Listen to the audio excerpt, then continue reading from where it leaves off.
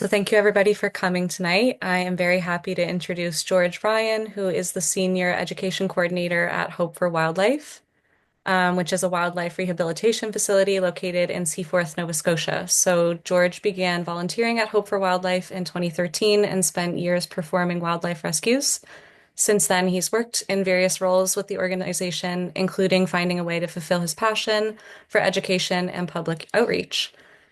These days, George can be found giving public and private tours of the education center and rehab facility, delivering and engaging presentations at schools, workplaces, and festivals like the one tonight, or talking to anyone who wants to know more about the importance of wildlife rehabilitation, wildlife coexistence, and Hope for Wildlife's mission to reconnect people with wildlife. So, with that, I will hand it over to you, George.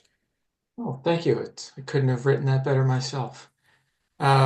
Thank you to the Nova Scotia Environmental Network for having Hope for Wildlife give a talk. I know Hope's really actually quite excited to be part of the organization because we stand alongside of a lot of other amazing organizations. So we're just pretty thrilled that I get to do this. We've got a lot of ground to cover, so I might move a little bit fast in some places and slow down in others. But the key takeaway for all the slides is all of the animal pictures that you're going to see are pictures of patients of ours. There's no stock photography, no tricks used in this. The animal you're looking at right now, his name is Jesse. It's actually one of our education animals now. We just opened our Cafe Catio, which is a little cafe we have on site on our education lot, and Jesse is the feature star of the catio itself. So anytime you want to come down and check the website out, see what days we're open, Jesse might pop by and say hi. So let's start with our mission. So we are a wildlife rehabilitation facility. We do have a mission, and it's really to connect people to wildlife.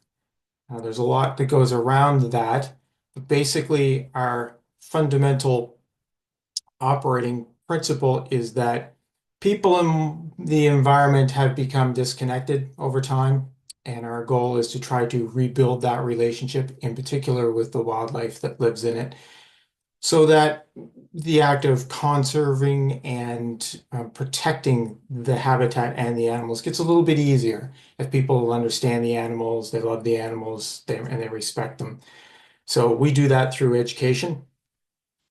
We take what we learned at the rehab about the animals and their plight to try to coexist with us, and we sort of spin it back at people and in an attempt to get them to understand what they need and what they suffer from in coexisting with us. And hopefully, by doing that, it makes all the other decisions that happen down the road a little bit easier because it's a lot easier to convince somebody to save something that they love and respect than if they don't. So that's our mission. It comprises three goals. Number one, obviously, rescue, rehabilitate, and release injured and orphaned wildlife. That's what we've been doing for 27 years now. Number two, education. If we don't take what we learn from my cat's making an appearance, okay, you may see a tail inside. If we don't take what we learn from what we do and bring it to people so that they understand how the animals suffer trying to coexist with us. And it is an important thing, but it is not as important as moving the goalpost forward so that everybody helps. That's kind of why education is important. Third is to do research to gain the knowledge to help. There is so much we don't know so yet about rehab, about coexistence, about the environment, about the climate. So every little bit of knowledge we can add helps us make us better at what we do, helps us make us better educators, and helps move everybody forward, if that makes sense. So what is wildlife rehabilitation anyway? It is the treatment and care, obviously, of sick and injured wildlife, but our goal is to release them back to their natural habitat. We're not a sanctuary, we're not a zoo. Our goal is to put every single animal that we can back out into their natural habitat. And that doesn't matter whether it's a marquee animal like Jesse the bobcat or whether it's a mouse. Every single animal is important to the environment that it comes from, and our goal is to get it back. Not just for environmental reasons, but we also feel that due to the anthropogenic causes of the animals trying to coexist with us, we do have somewhat of a bit of a moral and ethical duty to help alleviate their suffering and get them back to that environment. So those kind of two things are at play. It takes these days a lot to do what we do. There is an overlap of many disciplines that go on top of this to make this work. Obviously, veterinary medicine is a big one. Understanding the animals in their environment, their ecology, their natural history. You need physiotherapy on some animals. Nutrition is a big, big one. Every animal has slightly different nutritional needs at different phases of its life. We're a charity, so fundraising, outreach, all of that comes into play. All goes into one big casserole that we call wildlife rehabilitation, but it really does take a lot of people and a lot of talent to make this work. So let's get to the nitty-gritty. Why do the animals come to us? A study done by the National Wildlife Center a couple of years ago revealed that about 97% of the animals that come to the rehabs in Canada come from being directly or indirectly linked to human activity, basically. Every study that you do has slightly different numbers here, and everybody categorizes stuff slightly differently.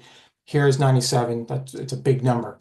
The vast majority of the animals that we see at Hope for Wildlife come to us pretty much directly or indirectly from anthropogenic causes. And we're going to get into some of those in a bit. And notwithstanding, this is a Blanding's turtle in this picture here, and highly endangered species in Nova Scotia. There's maybe a few hundred of them down in the Mersey sort of Kedgie area. This is the only Blanding's turtle that we ever had in Hope for Wildlife's history. We only ever had one, and we successfully rehabbed him, put him back out in the wild. He was hit by a car, actually.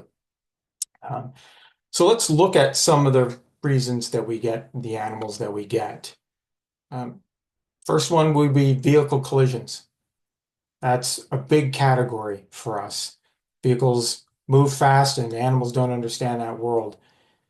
Study done a few years ago in the United States estimated that roughly 5.5 million animals are killed every single day on the planet. That adds up to about 2 billion annually. That's a lot. And even in Canada, the number is fairly high. The estimate is about 2 million birds are killed on Canadian roads every year, just birds. It encompasses all species. So cars do pose a significant challenge for wildlife, partially because they don't understand it, partially because we fragment their habitat by putting crisscrossing roads across everything. So if you drive a road through an animal's, home range, suddenly you've just halved its home range and it has to walk across that road to get to where it wants to go. That puts it at risk of being hit by cars. This is a barred owl we had a number of years ago. They're highly susceptible to being hit by cars. He actually has broken mandibles, so the upper and lower mandibles are pinned back together in that photograph, where it's kind of holding the bones back together for his beak to heal. Barred owls have a particular hunting strategy because they're nocturnal. They use their ears. They like nice big open areas with a tree that they can sit in and wait for something to come by, and then they swoop down and get it. I mean, enough being a nocturnal animal, dusk is your favorite hunting time. You wake up from being asleep pretty much all the day. That's your breakfast. We will see the bulk of our barred owls in about a 2 month period. So about the 50 to 60 barred owls that we get a year, we're going to get 80% of them in January and February. And that's mostly because in the summertime, dusk is 9:30 at night. This time of year, dusk is 4:30, 5 o'clock. So you've got an overlap between their natural behavior of the types of areas that they like to hunt in, particularly roads, because there's not even any snow on them. There's no grass on it. There's no nothing. It's very easy access to food. And our behavior of driving home during rush hour. So those two things overlap in a way that's kind of unfortunate for them. So I think right now we probably have 7 or 8 barred owls. If I were to go up into our intensive care unit right now, it's fairly common. So the other half of this is window strikes. So we have collisions as a category. So that's things hitting animals or animals hitting things. Window strikes are a very, very common way that animals hit something. Nothing has evolved to understand glass in the natural world, birds in particular. It's a very challenging thing for them because either they can see right through and they don't know it's there, or under the right conditions, it reflects back what's behind them, sky, trees. Maybe it's a dark cavity because sometimes you get those days where you look at your window and it's all black just because of the way it works and it looks like a nice cavity for them to fly into. Huge problem with birds. So in Canada, the upper limit on the estimate of the number of birds killed by running into windows every year is about 42 million. That's a huge number. We get tons of window strike birds of all types. This is a cardinal here that with a broken wing. Um, Very, very common for us to get window strikes. And that could be owls, it can be hawks, it can be, chickadees, anything that is going to misinterpret glass for sky, trees, or a place to go and hide is going to run into a window. We changed our window strike strategy in the last few years. We used to do something which was fairly common, and you can still read it on a lot of rescue websites for rehabs. If the bird's okay, it's up and it's an alert, but it's just stunned and maybe it's not moving around, get up, put it in a box, put a cover on the box, wait 45 minutes, open it up and see what happens. And if the bird flies away, we figured it was stunned. Great, perfect, it went home. Turns out after a lot of research, about 60% of those birds probably didn't make it because of some head trauma that wasn't severe enough for them not to fly away, but still caused a problem down the road.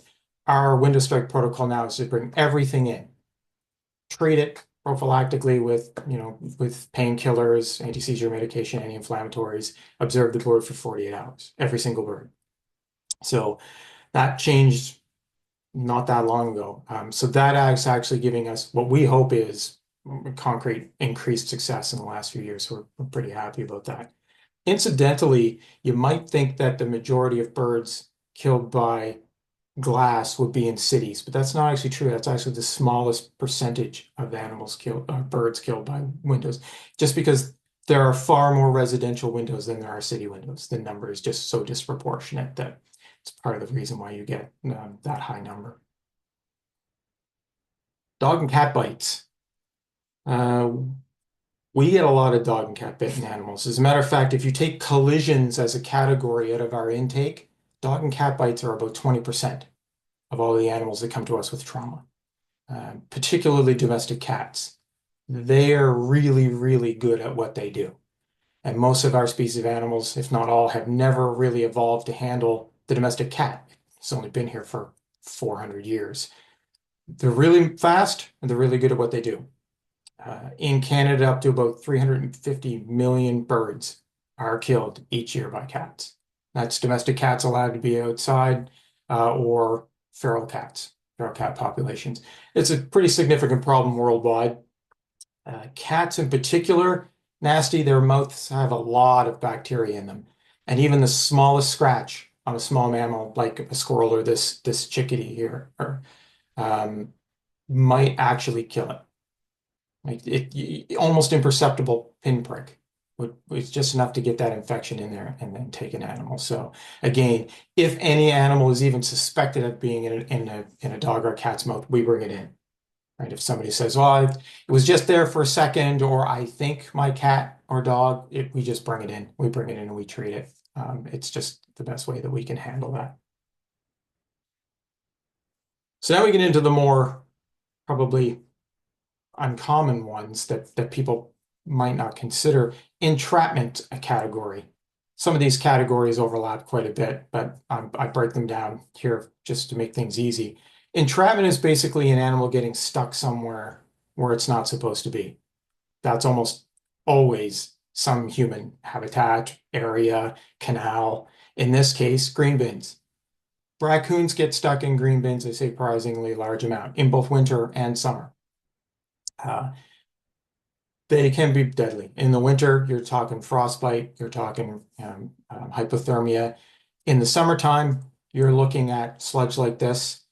Interestingly enough, if a raccoon gets in a green bin and it's got material like this in it, and let's say it's only a foot and a half from the top of the green bin, if you've got fermenting food in that compost, it's going to give off fumes that basically disorient the raccoon or the animal. think of it as being drunk almost immediately. So even though it might actually have normally been able to climb out, it might actually be disoriented to the point where it actually can't or doesn't understand to. And they'll overheat, dehydrate. In this case, with this raccoon in this picture, he spent who knows how long trying to climb out. He actually wore the skin off his paws trying to get out. We did heal this guy up and send him back. But entrapment can be, ducks getting stuck in canals, animals making nests in places where they're not supposed to, down in the wells of windows, getting stuck inside of campers, trucks, any place that an animal can get stuck where it can, go without food or water or get injured trying to get out. That's all entrapment. And that could be pretty much any animal, really. The flip side of that is entanglement. That is an animal getting something, I guess, entangled. There you go. Something wrapped around itself. Could be fishing line. In this case, sports netting, right? Badminton nets, volleyball nets, tennis nets, soccer nets. But it could also be garden netting, netting that you use to, protect your garden. If it's a large enough weave, they can get in, get all tangled up in it. Hammocks are pretty common, especially for deer that have antlers, getting their antlers caught up in hammocks. Outdoor decorations, Halloween decorations, particularly that stuff that looks like spider webs. Birds get that all tangled around themselves. It's actually fine enough and their skin is delicate enough, it can actually constrict blood vessels. Fishing gear, fishing line, that's pretty common. Also, just basically brown stuff getting stuck around necks, jars getting stuck over heads. Kind of falls into the garbage category a little bit. Like I said, there's some overlap. You would think that it's not that common for animals to get stuff stuck around their necks. It's extraordinarily common, actually, for that to happen. And jars on head is far more common than you would think. So, but entanglement's probably a little bit more dangerous, not just because the twine or the rope or the netting actually could constrict blood vessels and get around your neck. They could actually struggle for so long and so frantically that they suffer from something called capture myopathy, which is more or less exhausting yourself and being scared to death, fighting to the point where your muscles produce so much lactic acid that they start to break down and it just leaches into the organs. So all of that's pretty dangerous. Garbage. Garbage is a big one. This is a fledgling robin that found some twine that had been discarded that I can only assume looked like a worm. He ate it and it got entangled in his digestive system. Discarded trash, fish hooks, chemicals, sharp cans, glass, balloons, food waste, anything that an animal is going to roll around in, put in their mouth, that's a big problem. And this we see a lot of this. And that's where you get into, rings from milk jugs stuck around necks and jars on heads, mostly from garbage. Raccoons, crows too, actually. They're very, very smart and they're in raccoons in particular have dexterous hands. So you'd be surprised what they can open up and take out and then just play with, and then it ends up around their neck. It's pretty common. Poisoning, not quite as common as the other categories. Depends on the poisoning that you're talking about. Lead poisoning is the big one. We've been putting lead in our environment for an extraordinarily long time. Way back in the past, we used to make wire out of it. We used to make machinery out of it. We painted with it. All of that is sitting in landfill somewhere, slowly leaching into the environment. These days, we know the effects of lead on humans, but we still hunt with lead. We still fish. We use fish weights with lead in them. So lead's still out there. It's still being used. This is a turkey vulture that came in with acute lead poisoning a couple of years ago. Yeah, so quintessential example is you're fishing, the fish breaks your line, the fish swims away, an osprey picks the fish up, eats it, and now it ingests whatever the lead weight was that's attached to the fish hook or the line. It gets acute, lead poisoning, either passes away or ends up with us. That's an example. Lead hunting, there's some correlation between lead poisoning in birds of prey around the hunting times. The United States did a big 33, 32 state study, well, I'm going to say about 8 years ago, looking at this problem, and they determined that 50% of all the bald eagles in the United States have some chronic level of lead in their system all of the time. It's that big of a problem now. We saved all of the birds of prey from DDT there in the 70s. Now the big challenge to them is lead poisoning. But it doesn't just stop there. It could be chemicals that are dumped, food that's in garbage or in compost that's toxic for animals if it's unsecured, mold, botulism for spoiled food. Rodenticides is another big category that's coming up in the world now. We put out rodenticide to kill mice and rats. It's now in the food web just because of the way rodenticides work. They don't kill the rat or the rodent immediately. It's kind of an anticoagulant for the most part. The most popular ones that are used take days to take effect. And so as that animal's ingesting that rodenticide, it's getting sicker and it's getting slower. And that just makes it easier to get picked off by, not only birds of prey, but foxes, your cat maybe. There are studies in California that have been done that have found rodenticide throughout the food web, all the way up to bobcats. They've had bobcats and bears with rodenticides in their system. So that's another big thing that we get. Environmental reasons. Some of this isn't necessarily anthropogenic directly, but we do get a lot of animals that come in after hurricanes. For example, this dove key here. They spend their entire lives at sea, basically. Lots of seabirds do that. They can't take off from land because they're not well suited to even stand on land, let alone take off from land. They may come up, awkwardly walk on the rocks, give birth, get back in the water, spend their whole life at sea. They'll either exhaust themselves fighting the surf in a hurricane or get blown inland, hit something, or injure themselves, or just exhaust themselves trying to get from land back to the sea. So we could get 50 seabirds after a hurricane easy the next day. So that's kind of one. But any storms, obviously the forest fires that we had recently, didn't really get a lot of admissions from that, but it is a way that animals are affected by us. Snow coverage is another one. If you've got snow on the ground long enough, it might make some of the animals hungry enough that they may come closer to people just because the food sources are decreased. So while that's not necessarily um,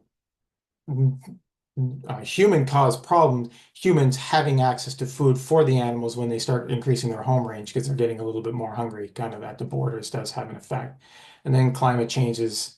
I mean, we could have a whole talk on what climate change does. For us in particular, the one that comes to mind would be the gray seals that come down on the ice in the wintertime. We get them about now. Mom used to just swim out to an iceberg, give birth on the iceberg. That would help protect the young. Well, there are not that many icebergs anymore, and they don't last as long as they do in the warm waters. So they're resorting to giving birth on land and leaving their young on land. So we're getting a lot more orphaned gray seals these days because they're actually on land and not on the ice floes. So that is a way that climate change kind of affects what we get. We're not done yet. Oiling. Oiling is a big problem, like with this herring gull here. Not people think oil, they think Exxon Valdez oil spills in the forest.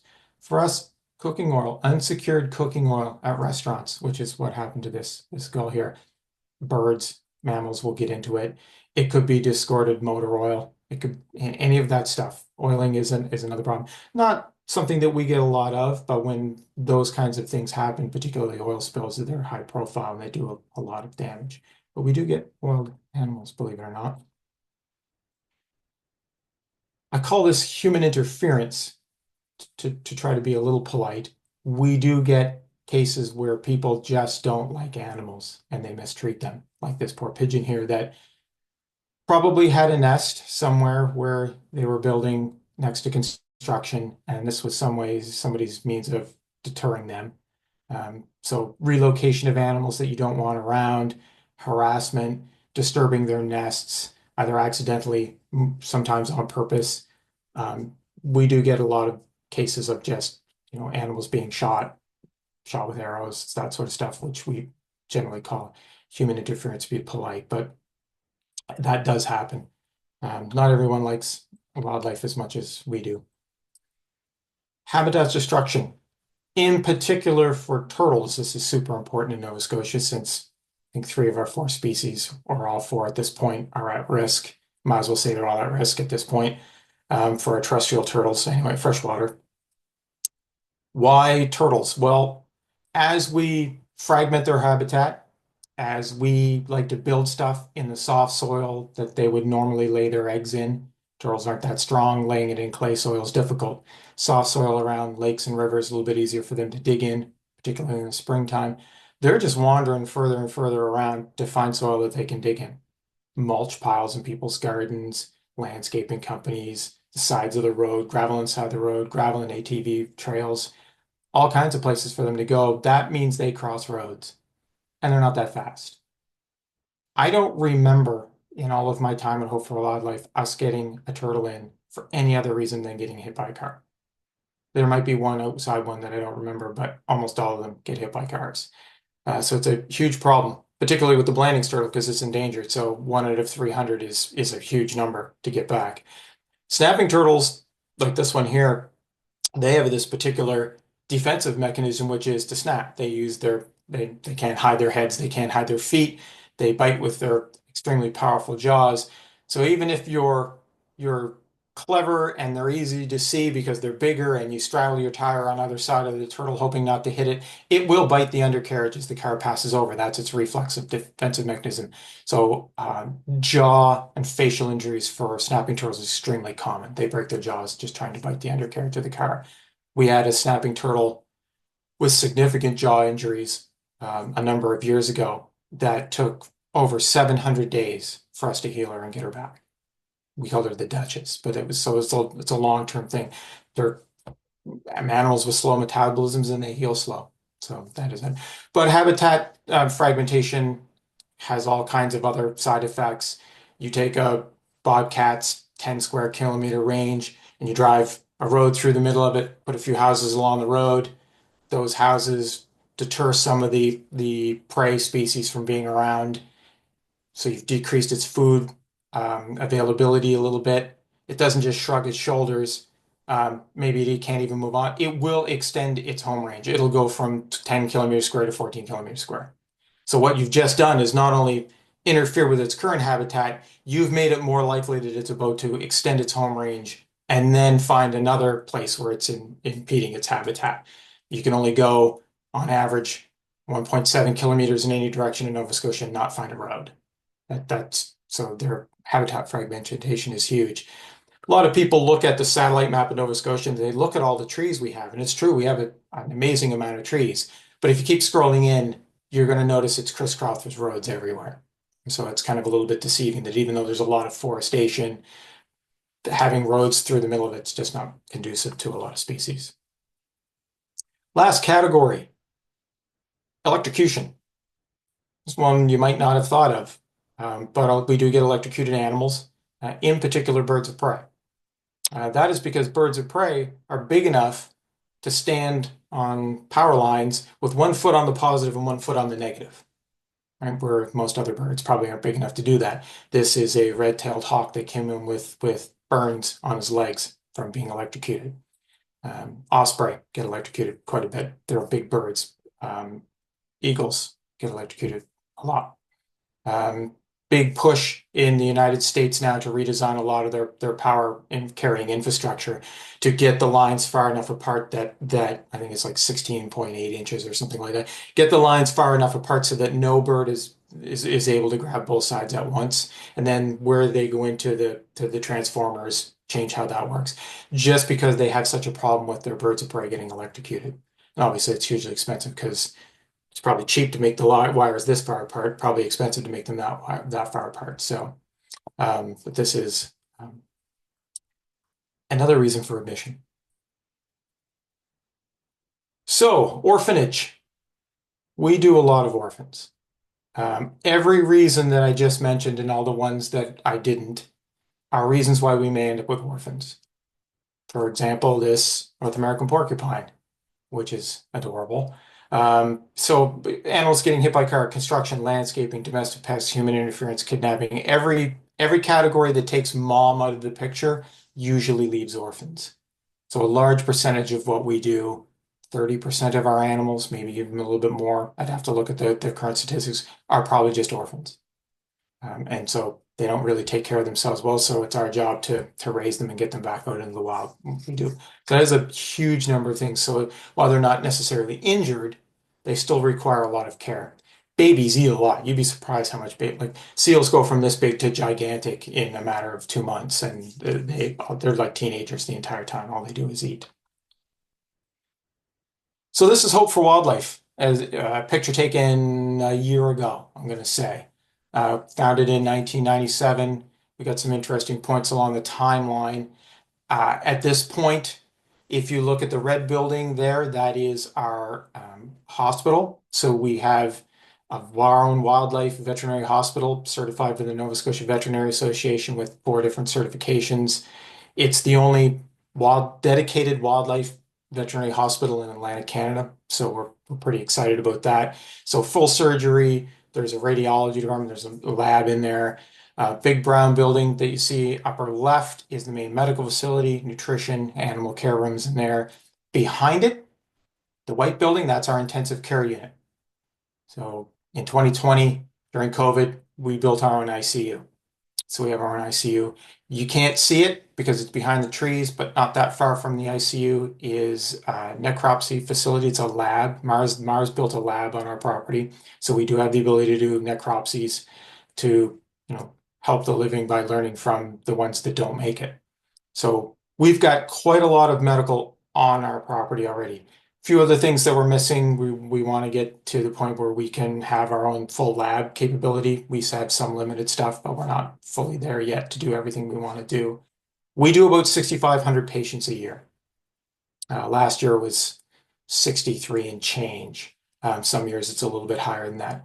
Our peak year during COVID was over 7,000, it was over 7,200 animals. We do on average 250 species of animals a year. Last year was 267. So that's just anything, otters, ducks, you name it.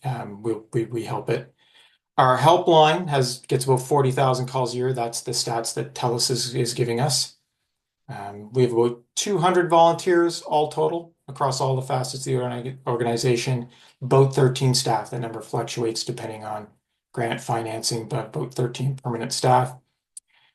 We have 3 remote veterinary clinics. So just on the other side of the causeway, in the valley and outside of Bridgewater, we have 3 certified veterinary clinics, which allow us to shorten the length of time it takes from any animal getting care. In my day, drive all the way to Cape Breton, put an orphan seal in the back of your car, drive all the way back. 10-hour trip, 5-hour trip for the animal. Now it's on average about 2 hours. There are some parts of the province where the coverage isn't quite as good as we would like it to be yet, but that just gets us stabilization, initial treatment to the animal that much sooner. It also helps the volunteers because when you're moving this many animals around and it takes you 10 hours to get one animal from Cape Breton, it's pretty hard to do 6,000 animals a year if it takes that long to do a single animal. So that helps as well. Since 1997, the count is over 85,000 patients so far. Probably be about 90 when I update the number from the end of last year. So we're running around 90,000 patients in total. So key things to take away from this picture is the upper right-hand corner, the top, that's our bobcat enclosure. It is as far away from people as we can get it. And then the deer field there, they get about an acre to themselves because that's the way deer operate. This is our hospital. So all the magic happens there, I guess you could say. So that's X-ray. Bottom right-hand corner is the device that tells us how much lead is in a bird of prey's blood in about 3 seconds. And whatever we tested that day was high.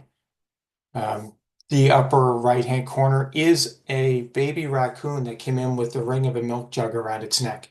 Must have got there when it was young. The raccoon grew, the ring didn't. So you can see the constriction around the throat there. Fortunately, it didn't do any permanent damage and he was released.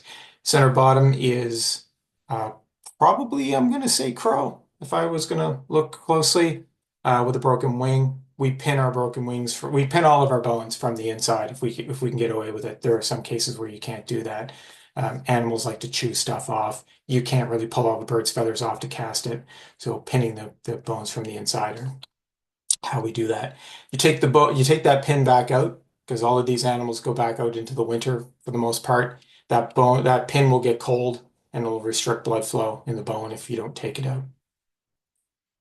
Our facilities are specially designed to do what we do, right? So we've got upper left-hand corner enclosure specifically designed for birds.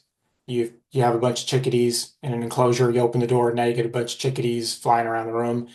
So we've got this snap system here. You only have to undo a couple snaps and you can kind of reach under without having to take the birds out. Those are resizable. 100-foot flight cage for larger birds. We've got incubators. This is a crow that's in an incubator, but it's got 100% O2 running into it. So he's probably got some kind of respiratory thing going on.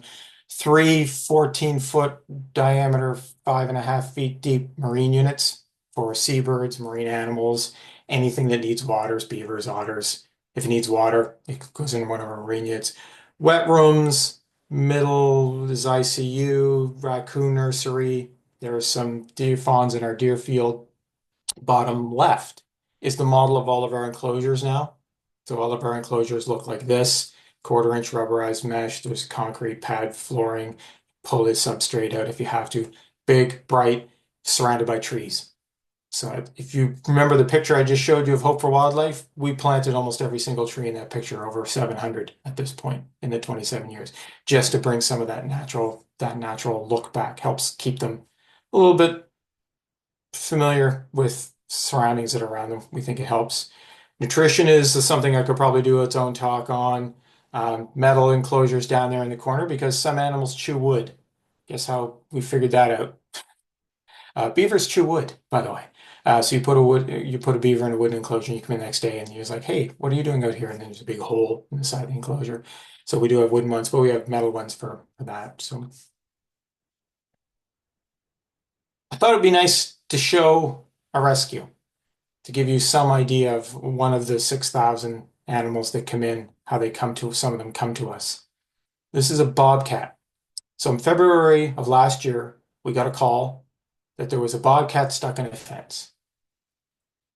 Pretty obvious from this picture. So we drive there and we realize, yep, there's a bobcat stuck in the fence. Interestingly enough, he was pretty flat, is what we would call it. So he's responsive, he's alert, but he's got no energy, and he didn't struggle much. In fact, we didn't sedate him to get him in this carrier. He's not sedated at all. So we start suspecting that, okay, well, maybe he's been struggling in this fence for a very, very long time. We bring him in, start to do our exam. We found something particularly interesting. He had a 360-degree circumferential, I got the word out, a wound around his abdomen all the way down to the muscle. It split the skin 360 all the way down. And it had been there for a while, actually. It was, as you can see, some of the tissue is starting to dry out. There was debris in the wound. Some infection had started to set in. So we thought, okay, well, that's pretty serious wound for being stuck in that fence. Turns out that's not the whole story. That wasn't what actually caused the wound. This bobcat had gotten caught at some point in a snare. So sometimes people lay snares, they don't have tags, they could be illegal. Maybe that snare has been sitting there in that wild, forgotten about for years before that bobcat got caught in it. It's hard to say, but he did get caught in that snare, and that snare is what caused him that injury. And as you can see, that snare does not look as big as his abdomen does. So we have a feeling it's been there for a while. Uh, Ironically, that fence probably saved that bobcat's life. But he did have that. So what do? You do a surgery.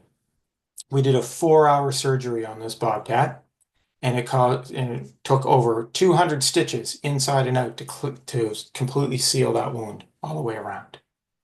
So that's pretty extensive surgery on a poor animal like that. But eventually he was up and about.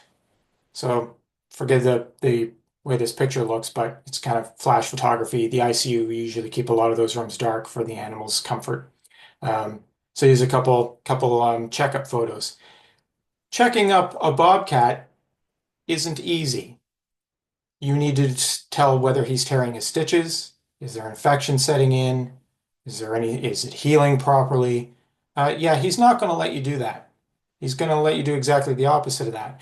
So when you want to do checkups on an animal like this, you have to resedate him and you have to bring him in, depending on what you want to do. But usually he's sedated again every single time you want to do a checkup to make sure everything is okay. So that's extra time, extra delicateness. So you have more drugs, more recovery time on top of all of that. But eventually he did heal up. So after being with us for a few months, this is April of that year, so only a few months later, that bobcat went home. If you look closely, you can actually see the ring of new fur growing in where the snare was. Interestingly enough, if it had been winter, we wouldn't have released him like that. He actually doesn't have his full thickness of fur there that would protect him from the cold. But because it was springtime and we knew the temperatures were amenable, we got him out as soon as we could. We never keep an animal a day longer than absolutely necessary. That's our goal. So, despite the fact that maybe he had some more fur to grow in there, he went home as soon as we could get him out. So that's one case out of 6,000 that we would do a year. Give you an idea of how that works. Bringing it home. Education. We didn't talk about education as much because I was kind of focusing on the mechanics of what we do on the rehab side. But education is a big part of what we do. We go to schools, we do workplaces, we do talks like this. Anyone that wants to listen to what we do, we'll talk to them about it. Kids especially. Obviously, you're not talking to kids about, complex topics of coexistence and climate change, but just getting them to see the animals, connect with the animals, understand the animals. That's a huge first step. We go to schools. Nobody came to my school when I was a kid with an owl. Like that just didn't happen. And so having somebody come in, talk about owls, tell the story of what challenges them in the wild is a big step for us. And we do that. This is Buddy, the bald eagle, by the way. He's one of our education animals, and that's Frankie the fox. She's a blind fox that we have. She's mostly blind from being hit by a car, actually. The third pillar, research. Um, Never enough time to do everything you want to do, but research is terribly important for a lot of rehabs. We were the first to find avian influenza, the high pathogenic avian influenza in Nova Scotia, because you're a rehab, you're on the front lines. You're pseudo-random sampling 7,000 animals a year from the environment, and if something gets sick, good chance it's coming to you first. We did find skunk adenovirus in North American porcupines where when they didn't think that that was possible, and that's actually a paper that we got mentioned in that was published for that. And we've had Dow come in and do studies on the animals and stuff. Anytime anybody wants to come and try to do study, we've got tons of data. We know where every single animal came from in the province. We know where they go. So all of that data sits around, just waiting for somebody to come in and look it up. So that's part of it. So that's the end. We've come to the end. This is Northern Harrier patient we just released the other day, actually. We don't get many. We get maybe one every 2 years. And the freakish thing about the Northern Harrier, it actually looks like an owl because it hunts like an owl. It actually has a facial disc like an owl, and it hunts with its ears more than its eyes. So it's one of the species of hawks that actually use its ears to hunt predominantly over its eyes, which is kind of pretty cool. But thank you. Any Appreciate it. Support. You can go to our website if you want, interested in volunteering, interested in donating. Again, we are open every Saturday year round, noon till 3, and in the summertime, and also Wednesdays. You can come by and see a lot of these animals and up close. So thanks. Thanks, George. That was a really, really excellent presentation. I really enjoyed it. Does anybody have any questions for George? Come on, ask some hard ones.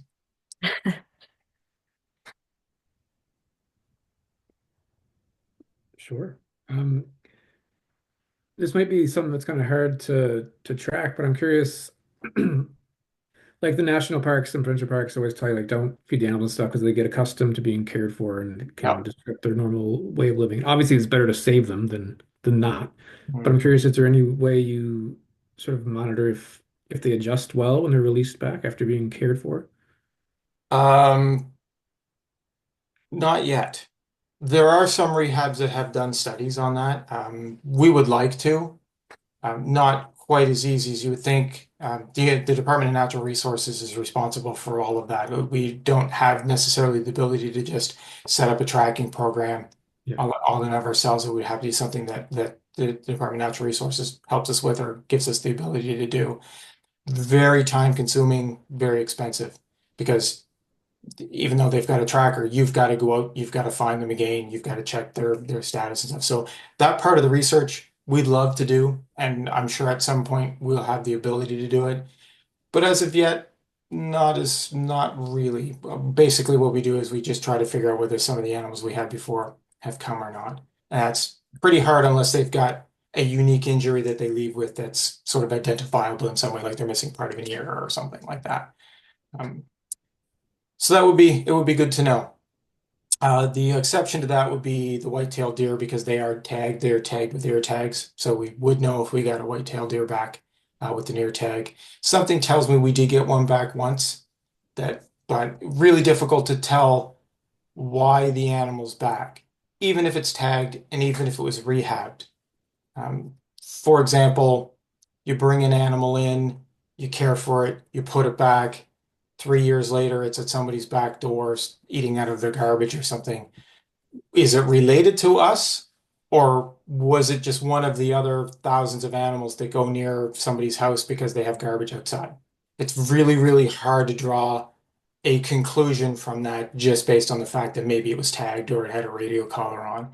You would really have to do long-term longitudinal studies over many, many rehabs to try to gain that data. Really hard from a single data set to say this animal is here because of X.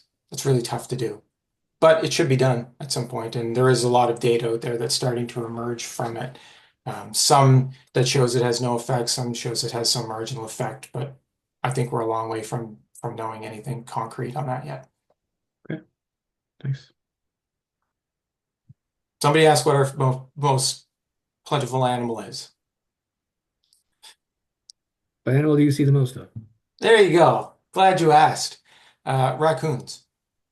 So raccoons, squirrels, and pigeons are the most common animals we get.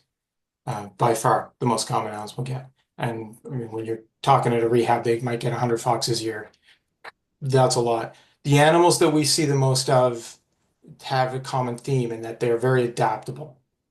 So you have animals like that bobcat, Jesse. Bobcats are solitary animals. They're shy animals. They don't associate with other bobcats, and they'd rather be off in the woods or in a field somewhere away from everybody. So don't really find them near, they're not hanging out in your backyard in large numbers. That's just not how their personality is. They're kind of introverts of the animal world, if you want to look at it that way. That's not squirrels. Squirrels will just get all up in your business, and that they don't mind that being in a tree next to your garage. They don't care that you're playing music in your backyard. Raccoons, very curious. They're investigatory animals. So they actually might even be drawn to come and see what you're doing. Hey, what's this thing that somebody built over here? Start taking stuff apart. So there's animals that have that kind of disposition. Pigeons, for example, are in downtown New York. They're very adaptable animals. So the ones we get the most are the ones that are near people the most. They're going to either be affected by them the most or going to be found by them because they're in your backyard or they're on the roads in your community. So those would be the ones we get most of, and that would be why. Does that mean that there aren't other large volumes of animals that are being affected by humans in a way that we haven't detected yet? Yeah, could be. It's just that nobody's there to bring them in the numbers that it's easier when you just go outside and there's a bird that hit your window and it's in the backyard. So, I have another question. okay. So you mentioned that you would care for something as small as a mouse, and I know you said Mhm. lots of turtles. So I'm wondering, like, do you get things like frogs and snakes as well? We have frog right now, monarch butterflies. Um, I mean, any living thing. We don't discriminate. Every life is important to the ecosystem. And if it's suffering because of us, it's our job to alleviate that suffering in some way. So yeah, mice, star-nosed moles, garter snakes, you anything. anything we have a permit for, which we don't have for bear yet, and moose and coyote. We're getting close to bear, so we're being optimistic. Interesting. Thank you. It's a little hard to pick and choose. Some rehabs do have to because every rehab has its own resource constraints. It's got its own environmental issues, areas that have lots of rabies. Some of the rehabs are going to be much more cautious of bringing certain species of animals. That's just pragmatics of the world. But if you're educating people about the innate value of wildlife, they're sentient, feeling, living creatures with family units or communities. They have their means of communicating. I mean, rats can drive cars, believe it or not. Go YouTube it. Rats driving cars. It's amazing. They do it because they like it. So that's pretty cool. It's pretty hard to do that if you help these bunch of animals, but not that bunch of animals. Right? It's kind of hard to have a consistent message that everything has value. If you're like, yeah, we don't help crows because no one likes crows. Like that's kind of not the message we want to give. Everything is valuable in some way, not just to the environment, but to the whole cause of trying to save the planet, basically, if that makes sense. That does make sense, and I will definitely be searching up the rat in the car. I've driven an hour to get a mouse before. And it's what we do. Um, Yeah. Is any What's the longest you've ever had to keep an animal before you felt comfortable releasing it? I think it was the Duchess. My recollection, I mean, that's basically 2 years. She had a lot of damage, and healing was slow. She was probably an older snapping turtle. I mean, jaw broken in multiple places. I think the upper mandible was broken as well. You have to put a feeding tube in because obviously they can't eat because their jaws are all broken. It's a hard go, but every single turtle is important. Turtles, it's easier to take them out of the ecosystem faster than they can repopulate. Like on average, one turtle egg out of 100 makes it to adulthood, and adulthood's 18. They can't even reproduce till they're on average 18 years old. So when you have this reproductive strategy where you lay a bunch of eggs and then you disappear and they hatch and they run for the water, some don't hatch right, some run the wrong way, some get eaten before they get to the water, some get eaten after they're in the water. You get on average one out of 100. If that turtle before it's even laid a single egg at adulthood gets hit by a car and dies, you just removed, in its lifespan for a snapping turtle of maturity, which might be 40 or 50 years, maybe 50 snapping turtles, right? Just from that one turtle. And so it's easy to pull them out real fast. So even though it took that long, you have to do that because that one turtle could be responsible for populating 30 or 40 other turtles over the rest of her lifespan. So yeah, it's a huge investment, in time and effort and food and all of that sort of stuff, but it's important.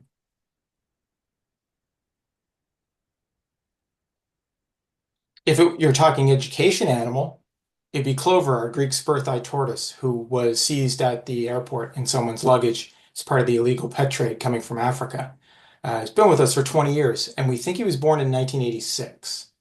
So, he's that's the animal that's been with us the longest. Okay.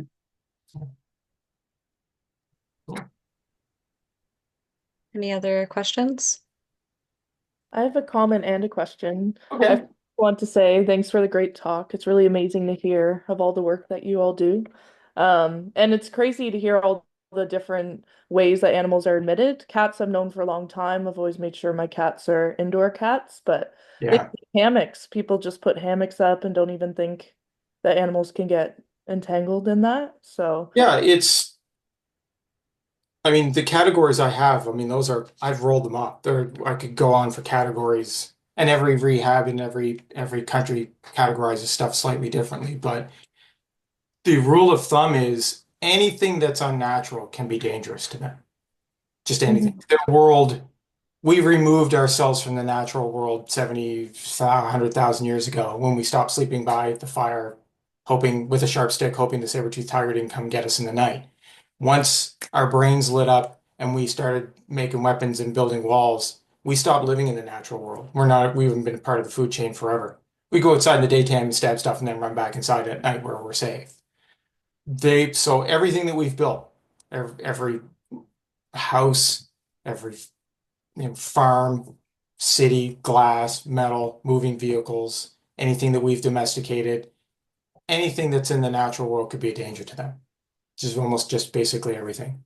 And that's kind of a daunting way to look at it. But part of making your area wildlife friendly is to acknowledge the fact that you could just have two blue jays chasing each other around in a mating display, and one just hit the side of your house just because that's what happens. Like it's not a natural thing in their world. So, I mean, I'm sure they chase themselves into trees every now and then because that's life. But um, we categorize them because it makes us easy for us to talk about, how to help them, how to solve all of those problems, or at least minimize those problems. But just about anything that we do is a coexistence challenge for them, if that makes sense.